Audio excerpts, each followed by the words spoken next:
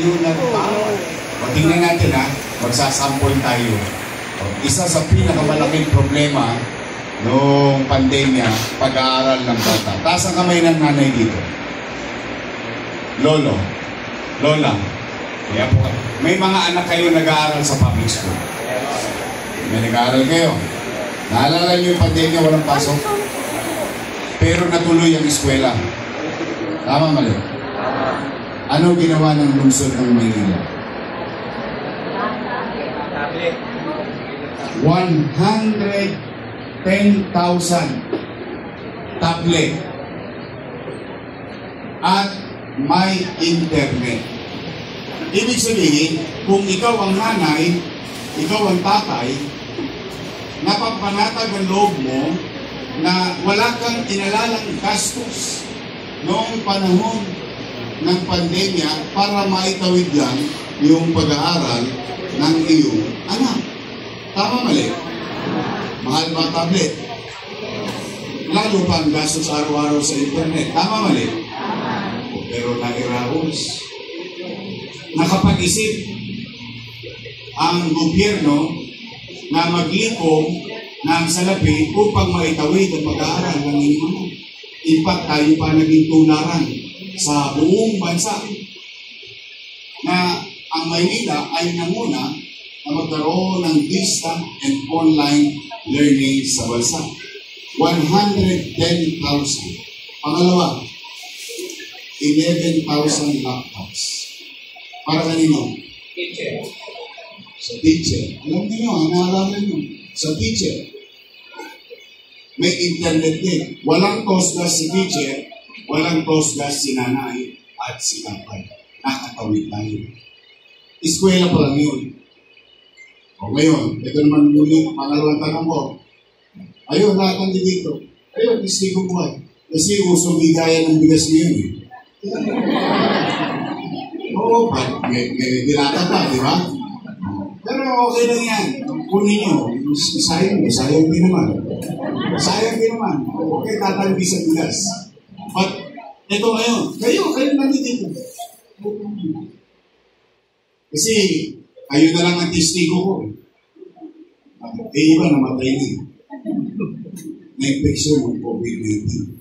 So, kayo mga nangabuhay dito, ngayon, at least testigo kayong buhay.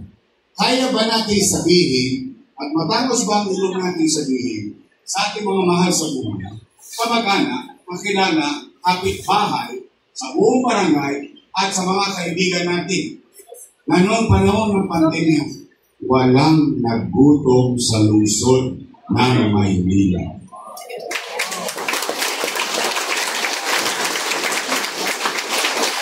Tayo lang ang nakatanging lungsod.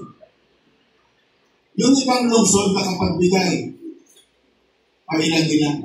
Pero ang Maynila, 8 buwan. 8 months, 1 buwan, meron tayong food packs. Tama mali? 700,000 families, mayaman, middle class, mahirap. Walang pinili.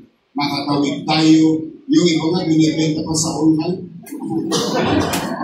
Eh kasi sobra na. Dahil hindi pa naubos yung food box, dumarating na naman yung food box. Tama mali? Eskwela. Baga mo ako. Bakuna. Saan na muna ang bakunahan? Kumaalala ninyo. Saan nagsimula nagbakuna sa Pilipinas? Sa Maynila. Bakit? Ang Maynila bumili ng sarili niyang bakuna. Kaya nga bakunahan natin 5-5. Nagkaroon pa tayo ng 24-hour drive. O, pero hindi sige, alam niyo ba yung gamot na yun? Kusiliso mo. Puno pinag yung mga bilyonaryo, maraming pera, hindi makabili ng ganong gamot. Yung ibang siyudad, hindi makabili ng ganong gamot. Pero ang Maynila, paparating pa lang yung gamot, meron na ang Maynila. Ayun yung mga bagay na nangyari, naiilan pa lamang sa pandemya. Ngayon, okay. Sino nag-aaral? Lahat mo tayo nag-aaral, ano? Pumasok tayo sa eskwela. O, sige. Di ba nung araw, ang eskwela, kinakancel dahil may ulan. Tama mali? Dahil may bagyo. Tama mali? Ngayon, kinakancel dahil may init. Tama ba? So, ibig sabihin, kung nung panahon natin na tayo nag-aaral, ulan lang ang problema natin sa eskwela. At baha. Ngayon, ating init, pinaproblema rin natin. May isang batang mayor na tinulungan ninyo. Itinaguyod ninyo. Inisip yung mangyayari sa darating na panahon.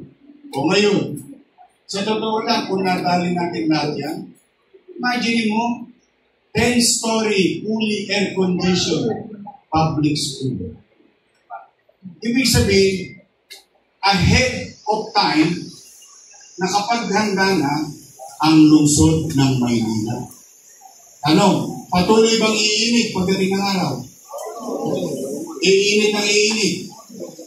Siyempre. Pero sa Maynila, 4 na malalaking eskwelahan. Dahil pa ang private school. Sabi nga sa tulo, ang usapan sa almaryo, mas maganda pa raw sa Holy Child.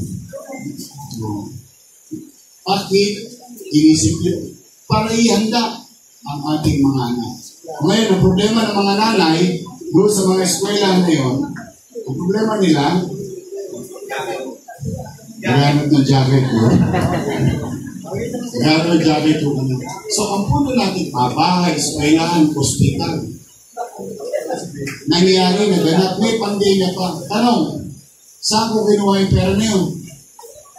Ano, may punta ko na dito. Ginawa ko ng paraan. Ano sabi ko noon? Hindi naman ako nagkukumpi sa tao. Wala naman ako itinandi sa tao. Ano sabi ko kasagsagan ng pandemya? Ang nanay ko, ang tatay ko, mga batang Maynila, ano sabi ko? Pag ako, wala na may bibenta, wala na mautangan, nakita niyo itong relo na ito, ipatatas ako ito kay tambunting makarapos lang tayo.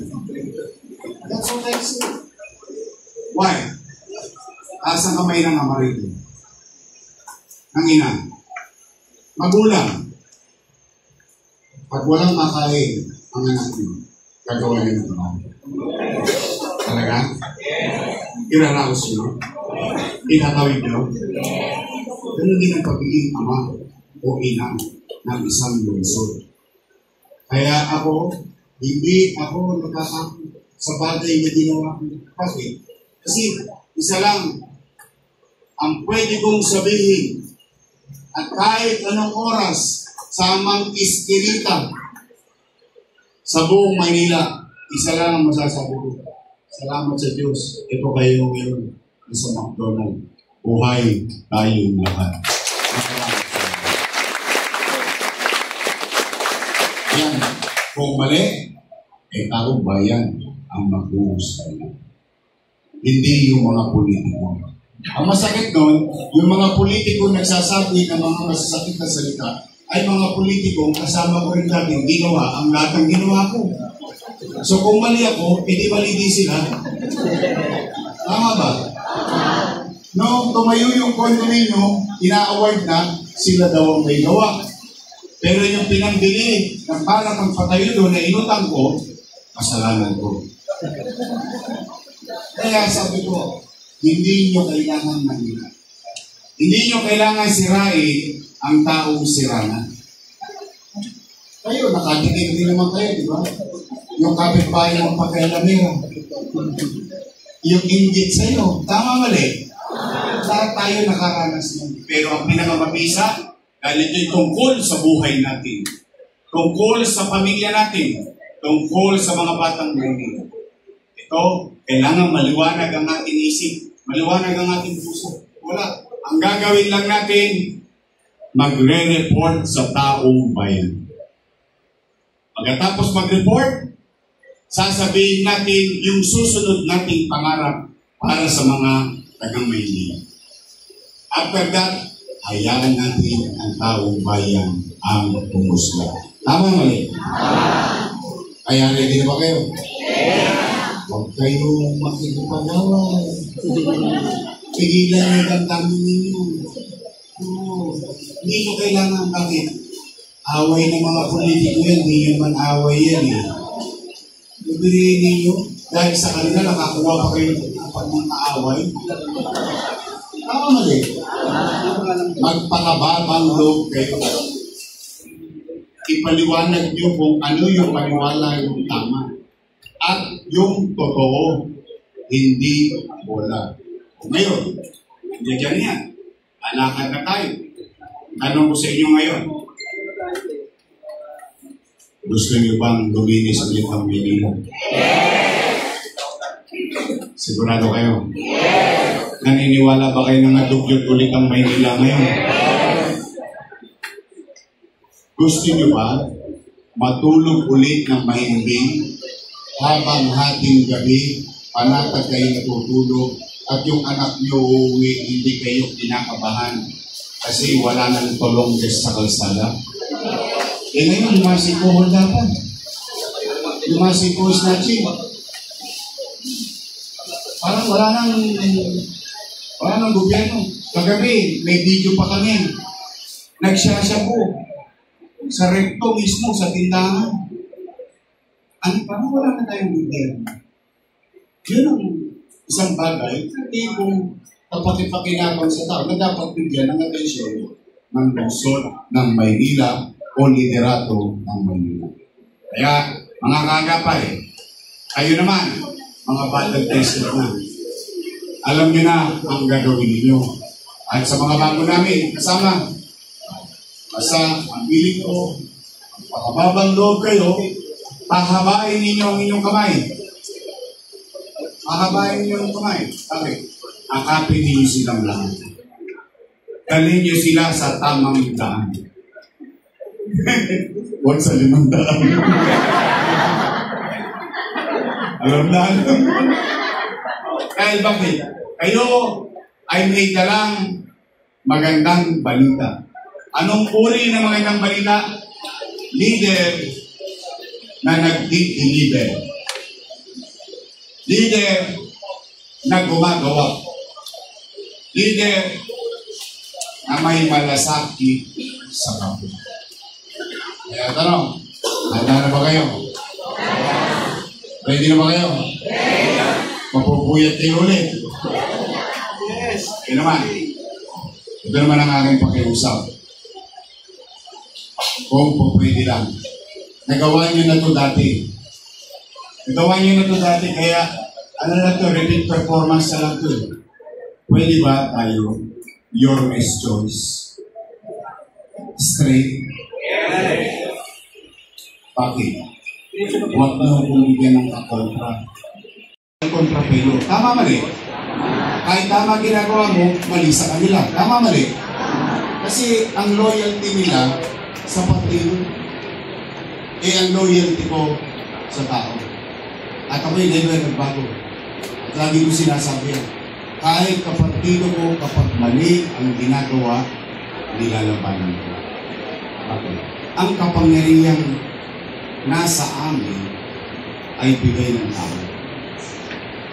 Hindi bigay ng politiko. Tao ang nagbigay. Kaya ang supli nun, diretso sa tao. Tama? Okay. Pwede your choice? Total, dalawa lang naman ang pagpipilian ninyo. Dalawang grupo lang yan. Isang grupo, your choice, matalis.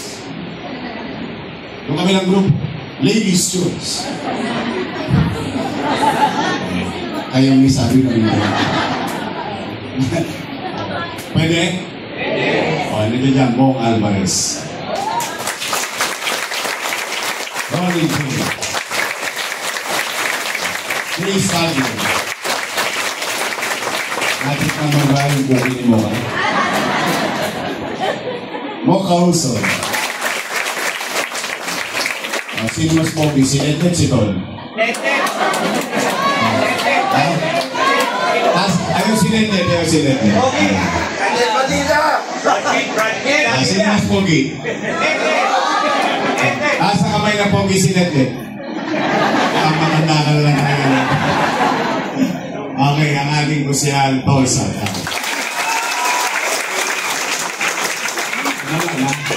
Naman.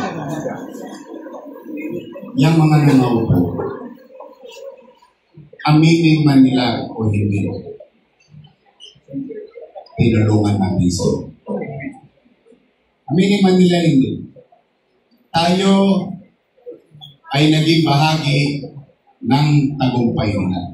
Tama ba? Ngayon. Kung sila'y natulungan natin, at yun ay paniwala natin nakatulong tayo sa kanila, at hindi tayo nilingon. Sabihin, tumigas sa mga leeg nila. Huwag kayo magtatampo. Hindi nyo kailangan magalit. We move on. Parang shota lang yan. Palitan mo agad. Tama mali? Basta tayo nakatulong sa kanila. Hindi nila tayo nilingon, okay lang yun. Total, kayo ang naglagay sa kanila, kayo din ang magtatanggal sa kanila. Tama ba? Anong gusto yung congressman?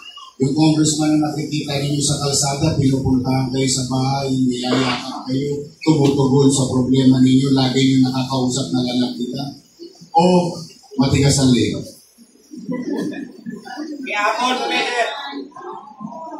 Isa. Kaya, nandiyan na yan, we move on. Palitan na natin si Jowawa. Pwede? Pwede! Pwede? At least ito, apple of the eye. Kinandaan ba kayo kanina? Okay, pasensya na kayo ha. Sira yung aming sound system kanina.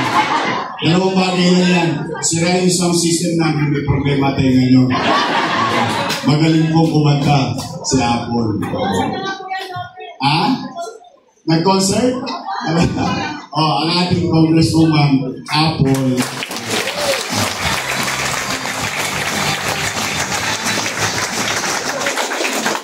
Ngayon, ang akin naman vice mayor, may asin pa. Si Chichi at si Elsa. Okay? So, straight. Straight tayo. Yun lang. Uyan lang. Kasi, alam mo, totoo lang, ayaw ko kayong makonsumi sa kampanya ko. Alam niyo ba? Kaya ko kayo ayaw makipag-away. Because if and if yawa ang Diyos, sa tulong niyo, nanalo tayo. I don't want to live a divided city. Okay. Sa finals, tayo rin magigita. Kita ko nga sa pandemya, tayo lang na nagigita. Wala. May pasulpot-sulpot dyan. Pero, wala. Araw-araw lang. Tayo lang, mga kapamilya. Ang umasa sa kaya, gusto ko magpakabang loob ito. Put your best smile. Ito maganda pa. Tatlong pinakamalaking organisasyon sa Maynila nagsama-sama na. Una, Kabaka. Marami ba sila? Kababayan ng Maynila. Marami sila? Kaagapan. Marami ba tayo? Tatlong araw nga tayo sa hindi tayo magkasya ng isa dati, isang McDonald's lang tayo. Mga araw, halos isang McDonald's lang tayo. So, ano ibig sabihin? Kayo ngayon ang tatanungin ko. Kayo naman ang nasa community, kapitbahay nyo. Ito, tanong ko lang sa inyo ha. Aamin lang kayo. Okay lang kung hindi. Pero kung totoo, sasagot lang kayo. Mananalo ba tayo? Sa kapitbahay nyo. Sa kaibigan nyo. Sa kakilala nyo. Sa kamag-anak nyo. Hindi ba magkano ang kampanya? Diba? Tapos ang dala mo lang, resibo. Hindi ka na magdadala ng pangarap lang. Kasi yung pangarap lang, sasabihin, kwento lang yan eh. Tama mali. Pero ito, dala mo resibo. Nakita. Gusto niya, mamaya, katuwaan lang. Bago kayo umuwi, dumiretso kayo nito. Unang kanto, kaliwa. Sumunod na kanto, kanan. Makikita nyo na yung San Lazaro Residence. Tingnan nyo, katuwa na, para lang malaman, okay, kung masyado malaki yung babae, katuwa na. Pag may time capital, pauwi naman na kayo. Pauwi kayo tercera. Yan. Diretso ka lang yan, wakali, tapos kanan. San Lazaro Hospital, tama mali? Yung tabi mo, makikita mo. Saan ka nakakita? Squatter ka lang dati. Ngayon, naka-condominium. Nakapagpabago ba ng buhay yun? Panghabang buhay? Pangmatagalan? Dahil mo dati, squatter ka, yumuyo ka sa eskalita. Eh, sa amin yung araw, naka-eskalita lang kami. Ngayon, pagpasok mo. 20 floor, please. Naka-elevator mo. Ito, mag-isip niyo po ito. Please. Kasi gusto ko talaga itaas yung kalidad ng pamumuhay nila. At hindi yan mura. At hindi yan madali. Pero nangyari. May pandemya pa. Kaya marami ko yung kwento. Kaya, anong ulit? Ulitin ko, ha? Mananalo ba tayo sa barangay na? Yes! Talaga? Yes! Kahit sinisiraan tayo? Yes! Talaga? Basta pag nagbigay ng isang bulit, yung tanggapin nyo, sayang din mo naman. O tapos yung ibigay ng 5 kilo, isahin nyo. Oo, di ba? Ibinigay naman eh. Tama, di ba? O pag nagbigay ng dilata, kunin nyo, sayang. Pero huwag yung isa sa alang-alang. Ito, alam ito. Wala nang pinipili ang daw. Ang kamatayan. Lahat tayo magpapatay. Una-una lang yan. Isipin nyo, anong uri ng gobyerno iiwan ko ang aking pamilya? Yan ang isang tanong na hindi madalas matanong sa taon. Kaya sinabi niya kanina, kung tayo sa tamang daan, huwag sa 5 daan. Tama ba? O sige, mag-ingat kayo. Ha? Okay, wala pa ba si Chief? Wala pa ba? O sige. O, pakatay mo siya ako. Hindi, magkaraoke muna kayo. But I'm really happy, thankful to you, at ingatan ninyo ang inyong sarili. 65 days to go. Malapit na. Malapit na. Malapit na. Babalik na tayo. Maraming salamat. Pagkalain nawa kayo ng pumunta. Samahan ninyo kami. Together, we can make Manila great again. Magandang araw. Manila! God first. Thank you.